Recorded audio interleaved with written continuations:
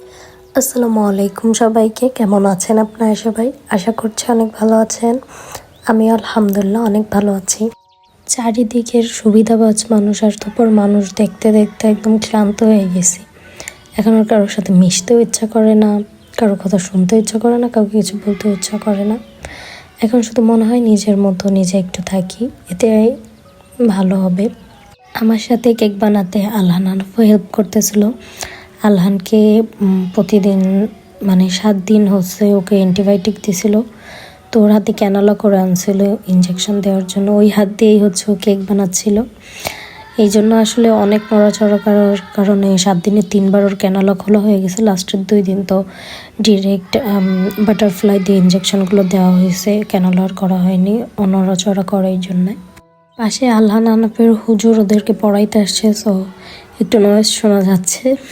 পুরো কেক বানানোর প্রসেসটা আমি আলাদা করে আপনাদের সাথে শেয়ার করব। এখানে জাস্ট আমি অল্প কিছু ক্লিপস শেয়ার করলাম। রাতে আর কেকের কাজটা করতে পারিনি, বিটারে কি প্রবলেম হচ্ছিল। এরপর হচ্ছে রাত 12টার দিকে আল্লাহানের ইঞ্জেকশন দিতে হবে। সো আমরা হচ্ছে নতুনহাট হসপিটালে গেছিলাম, ওই যে উপজেলার যে হসপিটালটা হয় আর কি। তো ওইখানে ইঞ্জেকশনটা খুব ভালো করে দিতে পারিনি, আসলে খুব ব্যথা পাইছিল। এরপর দিন সকালবেলা উঠে আমি দেখি যে বিটারটা চলতেছে। তো এরপর কেক বানানো শুরু করলাম। বিটারটা আমার মনে হয় খুব বেশি দিন ইউজ করা হয়নি, এই জন্য সমস্যা হয়েছে, নাকি অনেক টাইম ইউজ করা হয়েছে এই জন্য সমস্যা হচ্ছে বলতে পারতেছি না। আমার মনে হয় অনেক দিন ইউজ করি না, এই জন্যই সমস্যাটা হয়েছে মেনলি। আর কেকটা হচ্ছে আমার আপু অর্ডার করেছিল আমার কাছে। তো মোটামুটি কোনো রকম ফিনিশিং খুব ভালো করে আমি দিইনি, কারণ বাসায় যেহেতু কেটে খেয়ে ফেলা হবে, অত কষ্ট করে ফিনিশিং দেওয়ার কি আছে আর। এর মধ্যে আরও একটা ঘটনা ঘটছে, আমার বড় বোনের অ্যাপেল ওয়াচটা কোন চোরে যেন নিয়ে গেছে, আল্লাহই জানে। এই চোরদের বুকও কাঁপে না, এরা মানুষের জিনিসপত্র চুরি করে।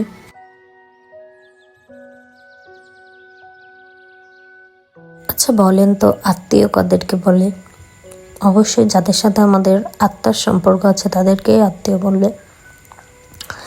কিন্তু আজকাল ম্যাক্সিমাম জায়গায় আমার নিজের ফ্যামিলিতেই স্বার্থ ছাড়া কেউ কারোর কাছে যায় না। কেউ অসুস্থ হইলে, কারো কোনো হেল্প লাগলে, কেউ নিজের স্বার্থ ছাড়া কেউ কারোর পিছনে 2 পয়সা খরচও করে না, 1 মিনিট সময়ও নষ্ট করে না, কেউ কাউকে একবেলা রান্না করে খাওয়াইতে পর্যন্ত যায় না।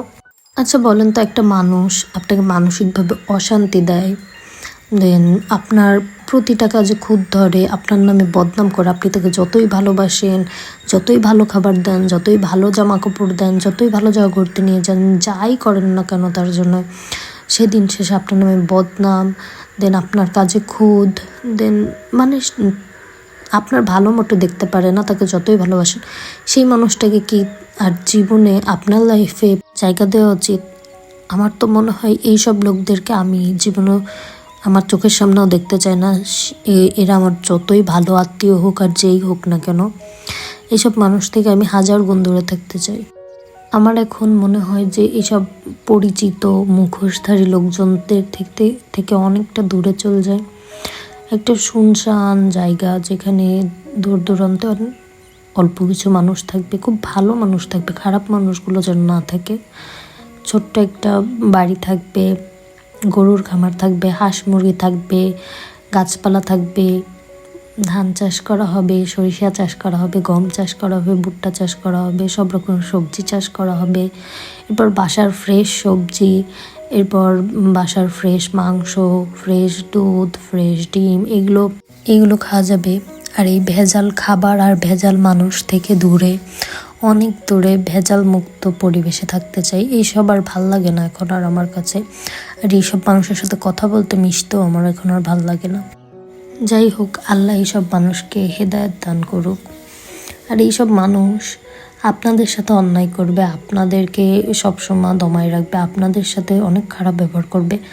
কিন্তু আপনি যখন এই মানুষগুলোকে ইগনোর করবেন, আপনি তাদের সাথে মিশতে যাবেন না, এইসব মানুষ এমনভাবে সব কিছুকে প্রেজেন্ট করবে যে আপনি মেন ভিলেন, আপনিই দোষী। তারা ইনোসেন্ট, তারা কিচ্ছু জানে না, তারা ভাজা মাছ উল্টে খেতে পারে না। যাই হোক, এইসব মানুষদের থেকে দূরে থাকবেন আর সতর্ক থাকবেন। আর যতটুকু পারেন এইসব মানুষদেরকে লাইফ থেকে মানে আউট করে দেওয়ার চেষ্টা করবেন। যাই হোক, কেকটা রেডি হয়ে গেছে। এই পাশে বিরিয়ানি রান্না করছিলাম, অনেক ঝাল হয়েছিল, তেমন ভালো টেস্ট হয়নি বিরিয়ানিটার কেন জানি। আর হচ্ছে বড় বড় কাঁঠাল বের করছিলাম। এরপর বিকেলবেলা একটু ঘুরতে গেছিলাম। এরপর 3 তলার ওয়াশরুমের জন্য হচ্ছে দরজা চলে আসছে। এরপর আমার এসিটাকে একটু ক্লিন করছিলাম, এসি দিয়ে দেখছিলাম ধোঁয়া বের হচ্ছিল। যাই হোক, এইরকমভাবে চলে যাচ্ছে জীবন, আর কি হবে। টুথব্রাশ দিয়ে সুন্দর করে ক্লিন করে এটাকে আনছি আমি বাইরে থেকে। তো আজকের ভিডিওটা এই পর্যন্তই। সবাই ভালো থাকবেন, সুস্থ থাকবেন। আল্লাহ হাফেজ।